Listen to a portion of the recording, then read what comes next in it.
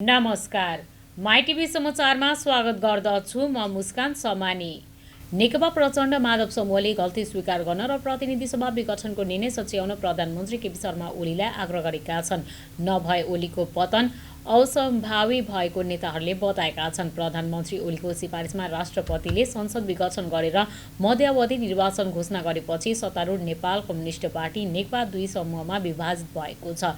दुवै समूह आरोप प्रत्यारोप उत्रिएका छन्। मंगलबार पोखरामा गण्डकी प्रदेश स्तरीय कार्यकर्ता भेला तथा सङ्घर्ष अभिमुखीकरण कार्यक्रम गरेको प्रचण्ड माधव समूहका शीर्ष नेताहरूले प्रधानमन्त्री ओलीको चर्को आलोचना मात्र गरेनन्, अझै सचिने अवसर रहेको बताए। नेकपा ओली र प्रचण्ड माधव दुई खेमामा विभाजित हुँदा गौतम कतै लागेका छैनन्।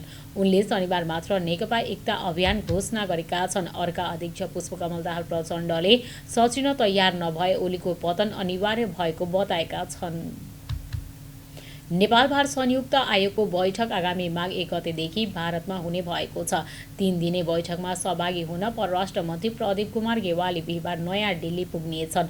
परराष्ट्र मन्त्रालयका अनुसार संयुक्त आयोगको बैठकमा नेपाल भारत द्विपक्षीय सम्बन्धका साथै व्यापार, ऊर्जा, सीमा पारवहन, कोभिड-19 सहकार्य, पूर्वाधार, कनेक्टिभिटी, लगानी, कृषि, पर्यटन लगायतका विषयमा छलफल हुनेछ।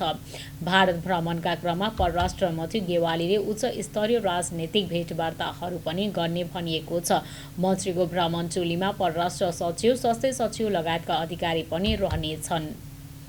नेपाल भारत उद्योग वाणिज्य सङ्घले भारतमा सञ्चालित BOP company Vertex Global Service इन्डियाका प्रतिनिधिहरू तथा नेपालमा रहेका यससँग सम्बन्धित प्रविधि व्यवसायसँग राउन्ड टेबल बैठकको आयोजना गरेको छ।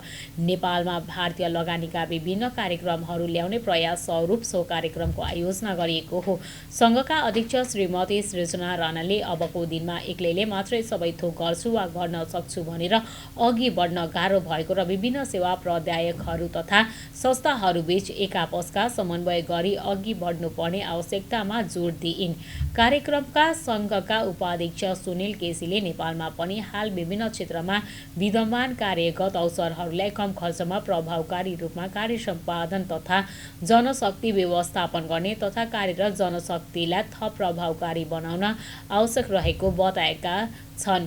उनले विश्व बजारमा हाल निकै नै प्रचलित रहेको र नेपालमा पनि त्यस्ता व्यावसायिक संस्थाहरू रहेको तथा नेपालमा पनि यो क्षेत्रमा कस्तो अवसरहरू विकास गर्न सकिनेमा जोड दिएकी छन्।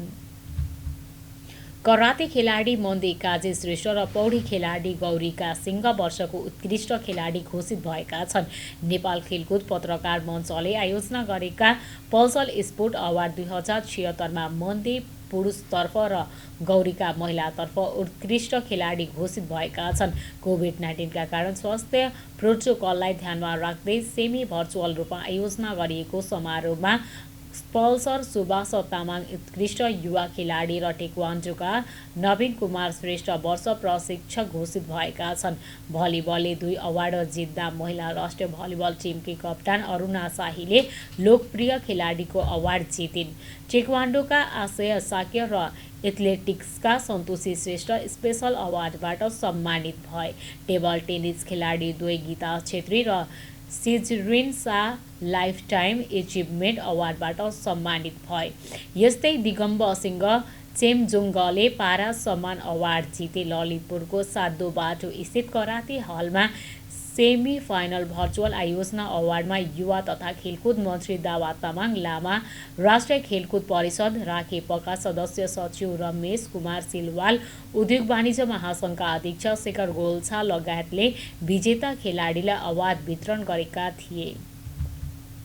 भारतीय न्युज च्यानल जी न्युजले नेपालको राष्ट्रियतामाथि आघात पुर्याउने गरी पुनः आपत्तिजनक रिपोर्ट प्रसारण गरेको छ।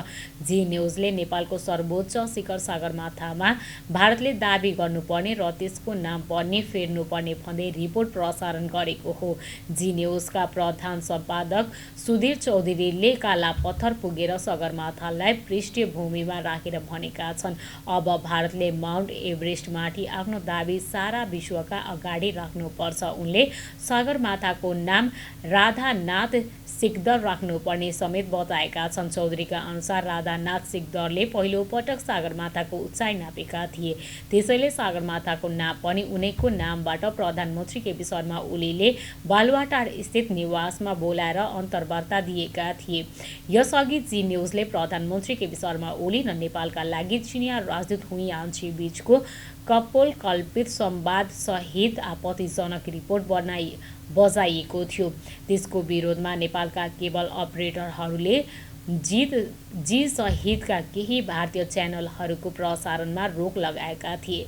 त्यसप्रति आफ्नो प्रतिक्रिया जनाउँदै उनले ट्विटरमा लेखेका थिए, नेपालले भारतीय न्युज च्यानलको प्रसारण बन्द गरेको छ। यो देश त भारतका न्युज च्यानलका एकरसँगै डढायो त, सेना त अघि सर्नै परेन। तिनै विवादित जी न्युजका प्रधान सम्पादक चौधरीलाई बालुवाटारमा बोलाएर प्रधानमन्त्री ओलीले अन्तर्वार्ता दिएका थिए। नेपाल विद्युत प्राधिकरणले भारतको टनकपुरबाट थप 15 मेगावाट विद्युत आयात गर्न अनुमति पाएको छ। भारतको केन्द्रीय विद्युत प्राधिकरण सीईएले शुक्रबार टनकपुरबाट थप विद्युत ल्याउन प्राधिकरणलाई अनुमति दिएको थियो। यो अनुमतिसँगै आवश्यक परेको बेला टनकपुरबाट 85 मेगावाटसम्म विद्युत ल्याउन सकिने प्राधिकरणले जनाएको छ। प्राधिकरणका कायम मुकायम कार्यकारी निर्देशक हितेन्द्र देव साक्यका अनुसार यसअघि प्राधिकरणले टनकपुरबाट 70 मेगावाटसम्म विद्युत आयात गरिरहेको थियो। प्राधिकरणको विज्ञप्ति अनुसार टनकपुरबाट खरिद गर्ने विद्युतको प्रति युनिट मूल्य 4.14 भारतीय रुपैयाँ 6.62 नेपाली रुपैयाँ पर्छ। नेपालले महाकाली सन्धि अनुसार टनकपुरबाट वार्षिक 7 करोड युनिट करिब 16 मेगावाट विद्युत निःशुल्क पाउँदै आएको छ भने बाँकी व्यापारिक मूल्यमा खरिद गर्दै आएको छ। अन्तरिक्षमा नेपालको आफ्नै सेटेलाइट्स राख्न आवश्यक प्रक्रियागत परामर्शका लागि विभिन्न देशका 9 कम्पनी इच्छुक देखिएका छन्। सेटेलाइट सञ्चालकका लागि आवश्यक कानुनी, आर्थिक र सञ्चालन मोडालिटीमा समेत परामर्श उपलब्ध गराउने गरी नेपाल दूरसञ्चार प्राधिकरणले गरेको आह्वानमा ती कम्पनीको आवेदन परेको हो।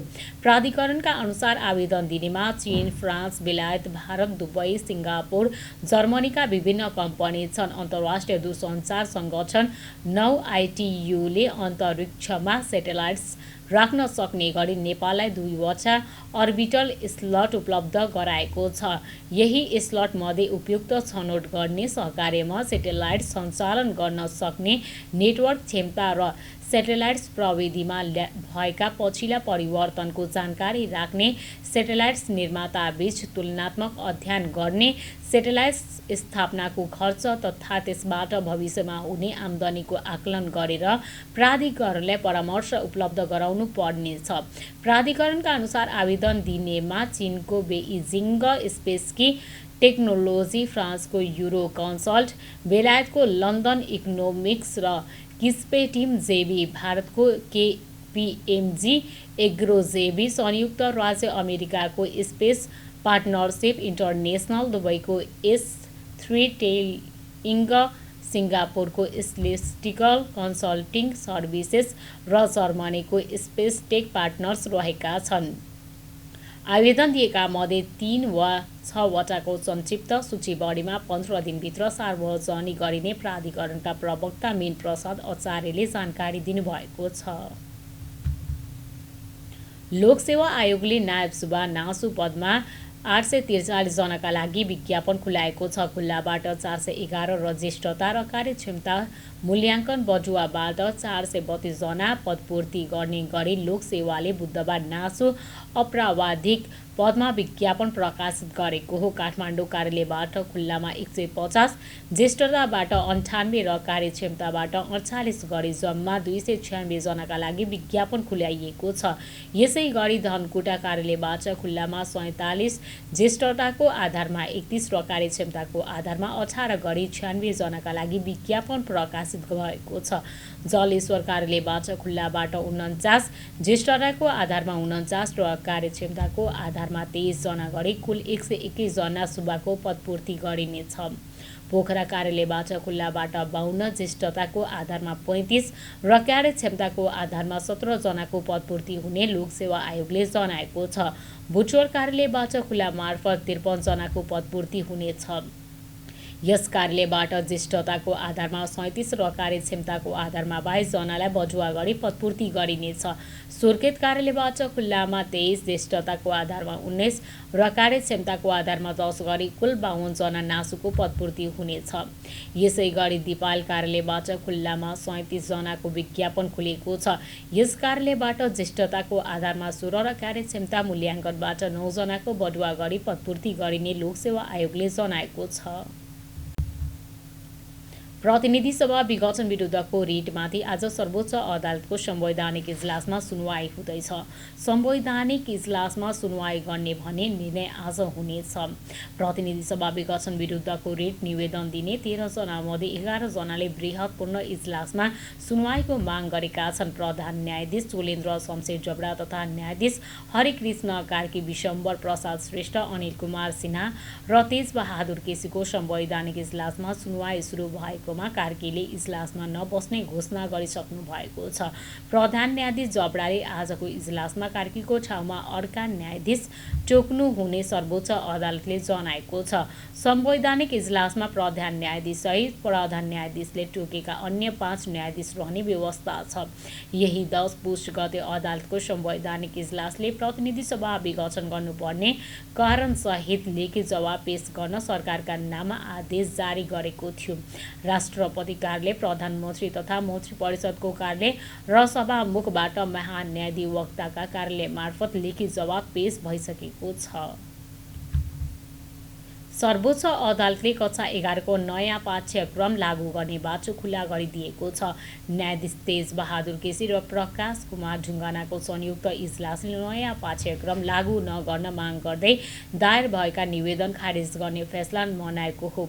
अदालतले केही निर्देशनात्मक आदेश पनि जारी गरेको छ। भगवता आचार्य लगायतले पाठ्यक्रम विकास केन्द्र, पोखरा विश्वविद्यालय, मध्यपश्चिम, सुदूरपश्चिम, पूर्वाञ्चल, काठमाडौँ र कृषि तथा वन विज्ञान विश्वविद्यालयलाई विपक्षी बनाएर रिट दायर गरेका थिए।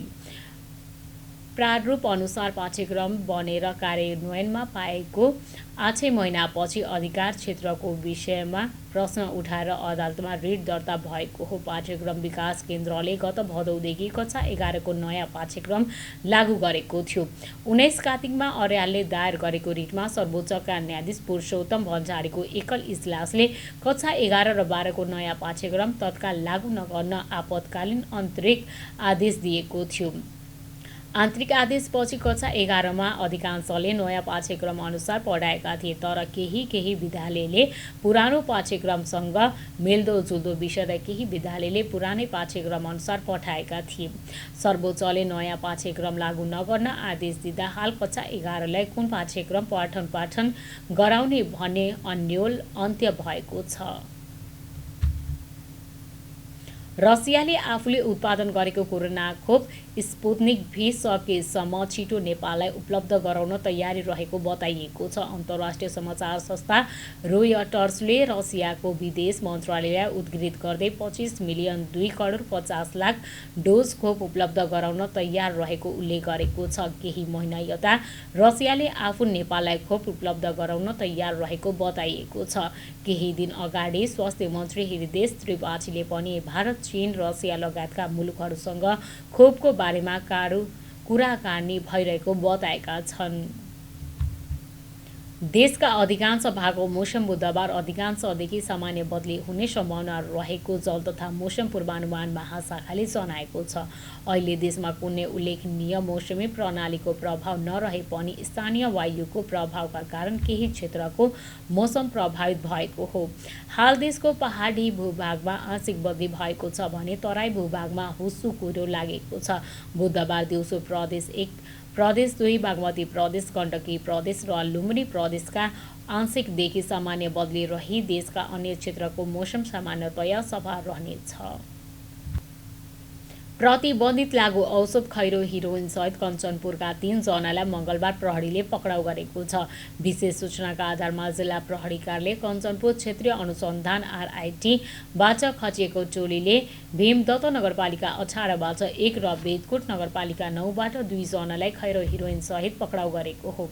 बैतडी दशरथ नगरपालिका 4 घर भई हाल भीमदत्त नगरपालिका 18का 25 वर्ष नरेश दमाईलाई पक्राउ गरिएको जिल्ला प्रहरी कार्यालय कञ्चनपुरका प्रहरी नायब उपरीक्षक अमर बहादुर थापा छेत्रीले जानकारी दिनुभएको छ।